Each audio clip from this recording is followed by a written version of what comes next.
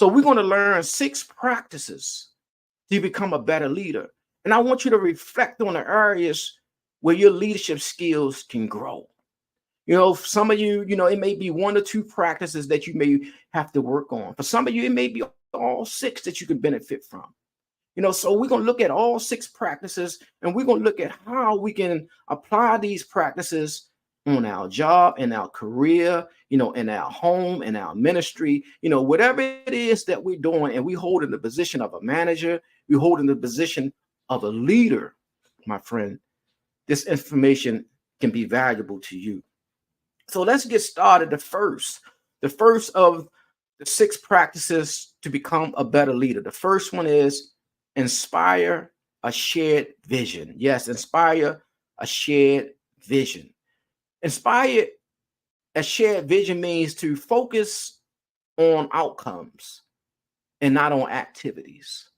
We don't focus, just on some of the small things. We focus on outcome. What is the overall goal? What is what is it that we're looking to accomplish? What is our mission here? So we focus on outcomes. And another reason to focus on outcomes and not activities is because we know that there's more than one way to skin a cat. You don't have to do the same thing the same way to get, the same results. There's more than one way, to get good results. So don't just focus on, on activities, but focus on the outcome. Relentlessly share why employees' work matters and how it fits into strategic company goals. Stay focused on the big picture and help employees see the change, impact, or better future that you can create together. Give employees a destination that's worth the haul. Check out a few strategies that will help you inspire a shared vision. So we're talking about staying focused on the big picture. Staying focused on the big picture and getting employees involved. Allow employees, to see that they are actually a part of the big picture. And I think that's one of the problems that most organizations have, is that there's so much separation, between, frontline workers and employees and employers and managers. And when we look at all these particular titles and positions, sometimes it separates organization. It separates the organization, especially when you keep having all these management meetings, and it seems like, the other frontline workers are not included in what's going on. And you wonder why, the company is failing, wondering why, there's so much chaos and confusion within the organization. And it's probably because there's too many closed doors. It's probably because, that's not the vision, it's not being shared. It's not being shared. How many people go to work and feel like the vision of the organization is part of their vision? You feel like, this company, it's not something that I just work for, but this is an organization that I'm a part of. How many of you feel like you're really a part of an organization? And I think that it's the management job, it's the leadership job, it's the director's job to get everyone to buy into the vision and the mission of the organization. So you have to inspire a shared vision. You have to let everybody know, that's on payroll, that we are in this together. This is a team. And when we win a championship, we win a championship as a whole. When we win a championship, everybody gets a ring. Did you know that, in professional sports, when a professional team win a championship, did you know that everybody that's a part of the roster, everybody that's a part of the team, I'm talking about the coach, everybody gets a ring. Nobody is left out because everybody participated. And that's what an inspiring and shared vision is. Allowing everyone to know that, what we're fighting for, what we're aiming towards, this is our championship. This, what we're looking to do, this is something that we're doing together. This is our company. This is our organization. And you have to treat people as such. As a leader, you have to get them to look at the big picture. You have to get them to look at the goals and understand that their job matters. What they do matters. Them as individuals, it matters. So we're looking at inspiring a shared vision. And what are some of the things that we can do to inspire a shared vision? One, use future-oriented language. Future-oriented language. Talk about, what we're going to do. Talk about where you're going to be, as an organization. Encourage people, let them know, that the opportunities, let them know that there are opportunities that await them. Let them know that they are part of where the company and where the organization is actually going at. Also, positive emotions, descriptive imagery, and stories to help employees envision where you're headed and get excited about. Listen, you got to be excited about where you're going, especially if you want your people to be excited about where you're leading them.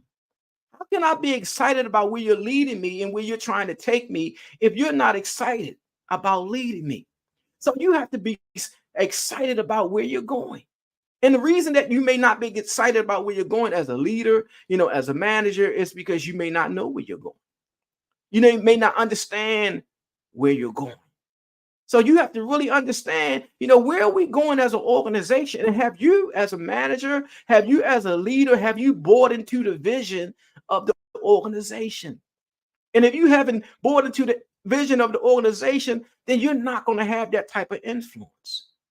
You're not going to be able to be effective as a leader. So we're talking about that buy-in. We're talking about that at buy-in. We're talking about inspiring a shared vision, getting excited about where you're going, getting excited about where you're taking your people. You got to get excited, my friend. The next thing is invite more people to participate in company decisions to encourage buy-in for and ownership of the company's vision.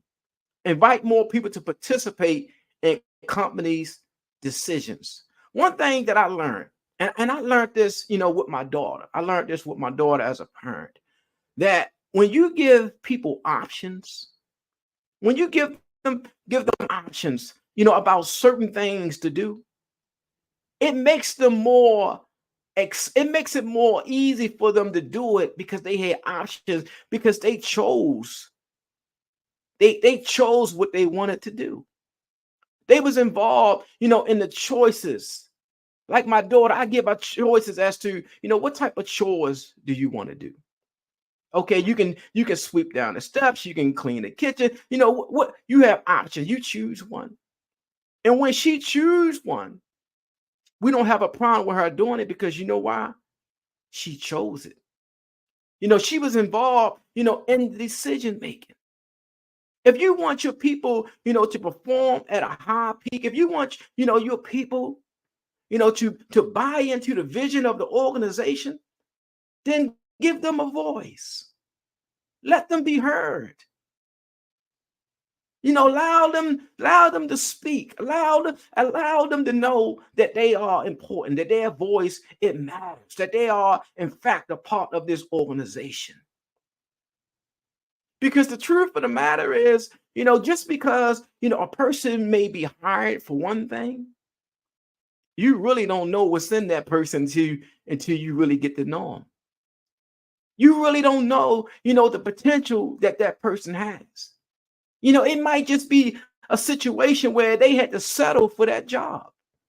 They might have just settled for that position because of whatever situation, but they may be well more advanced, way more advanced. They have something in them, but you have to get to know them. And you can't judge them based on, the degree that they have or the degree that they don't have. You can't judge people based on that. If you hire them for a reason. Now work with them. Now train them. Now encourage them. Now build them up. Now motivate them. Now take them to the next level. Because that's your responsibility as a leader, as a manager. And it's going to make you better. It's going to make you better. Give what you have. And when you don't have any more, you go get more. And you keep learning and you keep growing.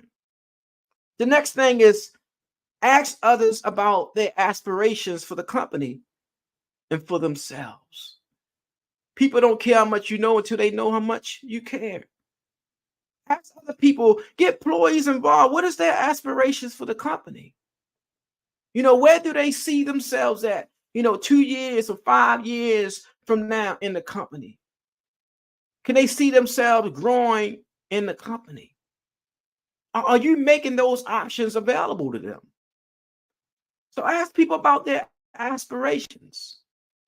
When it comes down to working for an organization, it's always two questions that I ask. Two questions that I always ask managers, leaders, employees, employers, it doesn't matter. One question is, what are you doing here? What is your reason, for even applying for this job? What is your reason for getting up every morning and coming to work on this job? What are you doing here? That's the first question that I ask. And the second question that I ask is, what are you becoming here? And that's a very important question, my friend. Now, the first question, what you're doing here, it may vary. You might have applied for that particular job, because, it was the only thing that you could do. You might apply for that job because it's something that you really have a passion to do. You might apply for that job because you really need the money. Whatever reasons, what are you doing there? What is your why for being there as a manager? What is your why for being there as a leader, as a CEO? What is your reasons for being there? And the second question, my friend, is what are you becoming there? You've been there for 6 months and 6 weeks, and some of you been there for 6 years. What are you becoming there at that job? What are you becoming under my leadership? What are you becoming under someone else's management? What are you becoming there? Are you becoming a better leader, a better manager? Are you becoming better leader, a better manager? What are you becoming?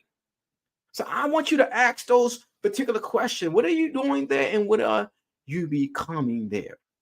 And if you're not becoming great there, then ask yourself why. Is it because I don't have the tools that I need? Is it because the job don't have the resources, the training that I may need? But you have to ask these questions because you don't want to be stuck on a dead-end job. So ask yourself, what am I becoming here? What do I need to do, in order for me to become better here? What do I need to do in order for me to get a raise, to get a salary increase? What do I need to do in order for me to grow? So that I can learn and I can be better, at this particular role in this position that I hold right now. What am I becoming here? Are you becoming a better leader? Are you getting the training that you need? Are you getting the right information that you need? Are you getting the right support that you need? What am I becoming? What are you becoming there? The next thing, my friend, is energize others through your passion and enthusiasm about the company's future. Once again, you can't expect anyone else to be excited about something that you're not excited about. If you haven't bought into the vision, of the company, if you don't feel that the company has a future and a promising one, then it's going to show. It's going to show. But if you bought into the vision of the company, and you feel that the company has a promising future, then I believe, my friend, that information should flow. That excitement, it should flow. Create that atmosphere, to let everybody know that, listen, this is a win-win situation. This is not a situation, where, the company wins and the employee loses. No, this is not that type of situation. This is not the type of situation where the employers win, but the employees lose. The managers win. No, this is not that type of situation. Listen, this is a type of situation. It's a win-win. It's a win-win situation. And if you're in leadership and then you're in the type of manager role, you have to allow your employees know that this is a win-win situation. Show your appreciation for them. Let them know that we won. Let them know. Let them know, the progress that you're making. Let them know, when you have reached certain goals and certain milestones. Allow everyone to celebrate together. Let them know. So you got to energize others through your passion. But you first, my friend, you have to be passionate. You have to really be passionate about what you do. And if you're not passionate, my friend, then you may have to really, really ask yourself, is this something that I really should be doing? Especially when it comes down to, being in the position of authority, being in a position when you leading others, being in a position where other people are counting on you, where they bouncing off of you. Listen, my friend, you have to be energized. You have to be passionate. You have to be in the game. You have to really believe in the vision. You have to believe in the mission of the organization. And if you don't believe in it, then I don't think, my friend, that you should be somewhere where you don't believe in the vision. You don't believe in the mission because you're not going to promote it. You're not going to help the vision to excel. And that's not a situation, my friend, that you want to be in. We don't want to be in that type of situation. So the first thing that we talked about, my friend, is inspire a shared vision. Inspire a shared vision. For those of you may have just be joining us, we're talking about 6 practices